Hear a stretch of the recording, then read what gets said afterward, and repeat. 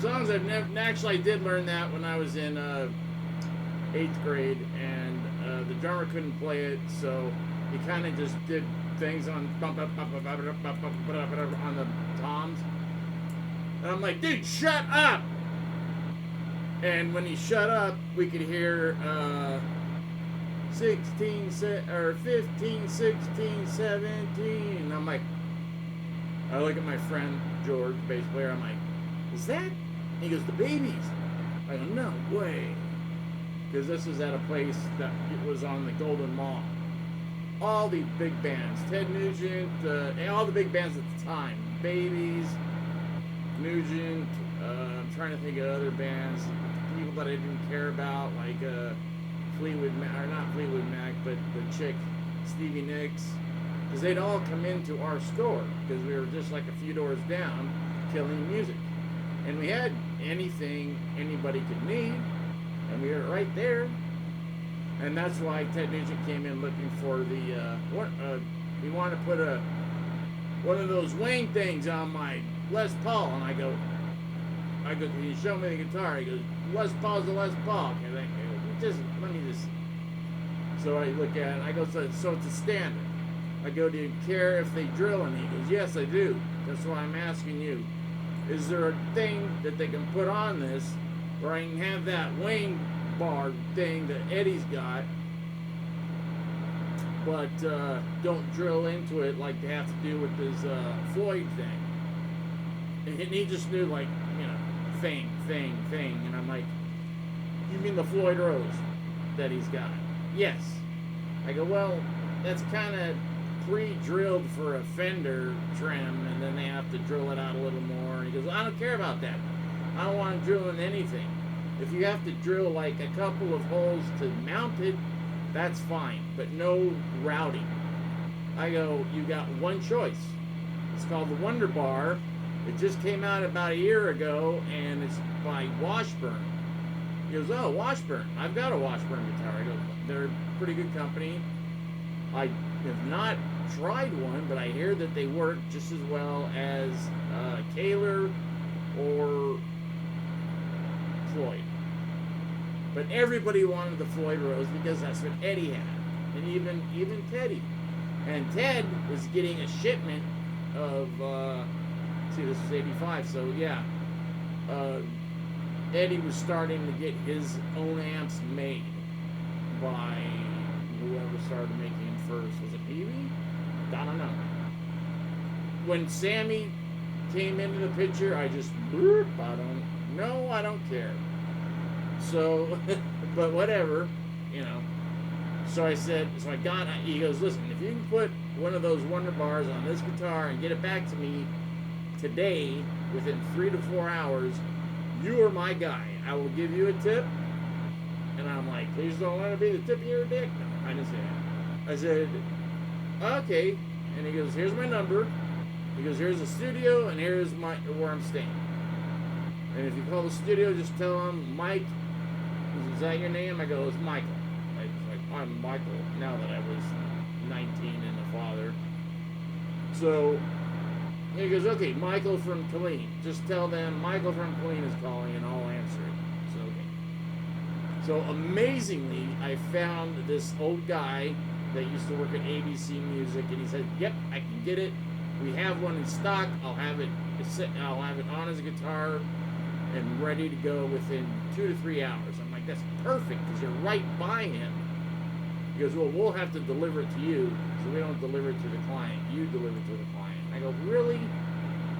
I go, what if he comes and picks it up? I go, well, you know, I can ask him, because he's right by you. But he was, you know, by the time I got hold of him, he was already at his room, which was up here. So, anyways, I went down and got it, came down, got it, brought it back to him. So he had his Les Paul Standard with it was like a wine, like a red wine friggin' finish, black Wonder Bar, and those things worked pretty good. I mean, at the time, you're like, oh, this is just like a Floyd when it was a little more wobbly and you could pull back. It was like more like a Kaler, just to me, not as good. And it was called Wonder Bar, which is like, people started going, dude, look at grab on my Wonder Bar. Okay, I don't like it already. Because nobody here said, let's grab onto my Floyd. No. Or Kaler, no. Wonder Bar, that's setting yourself up for stupid jokes.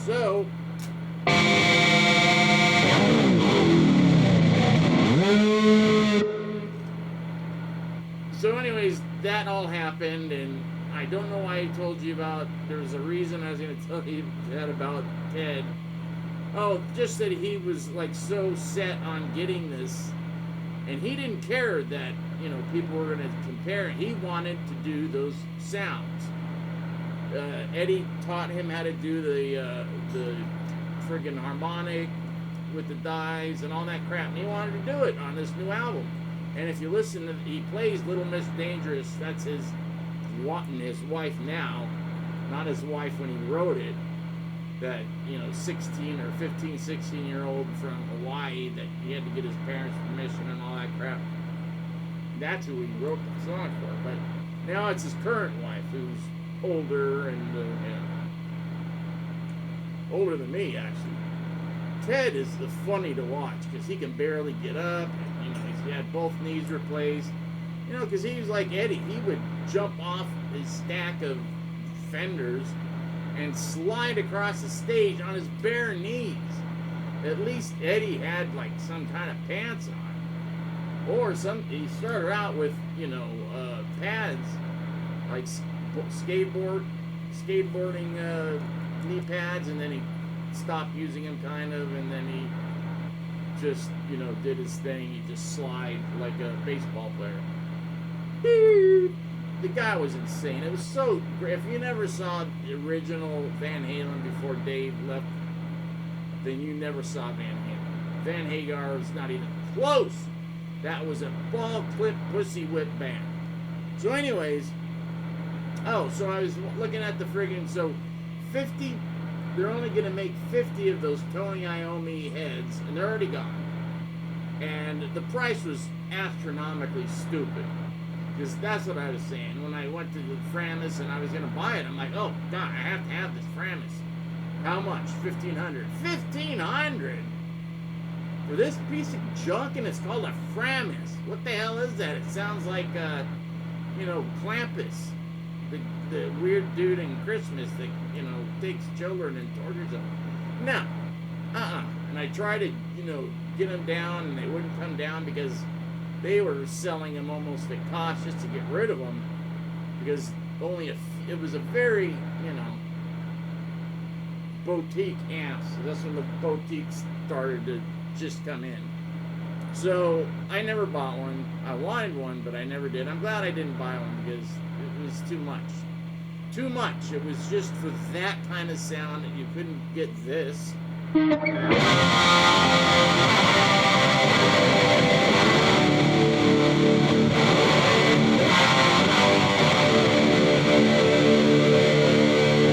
you can hear that Marshall growl, even though it's just a 50 watt with a 112 or 212s. Can't get it. So you can't even dial it back to get it. It goes from like clean to destroy. So, anyways, when I was looking up the Tony Iommi, the Tony Iommi thing that they're only going to make 50 of, and that he's hand signing them, so what? But it's cool because they have little crosses and it glows red, and like, oh, it'd be so cool to have. But the 50 are already gone. They're gone. And if they make them again, it's not going to be those 50, and I don't want it that bad because I have a feeling they're going to still be way too expensive for me, because I'm only going to use it sometime. I'm a Marshall guy. I'm going to be a Marshall guy till I die. I don't give a shice what anybody says. Oh, Marshall this, Marshall, oh, this is bad. Oh, the EVH. No. Nope. Nope. Even I have an EVH, and I still use a 6505 because it just has a better sound to me. Could be just me, but I doubt it. Could be.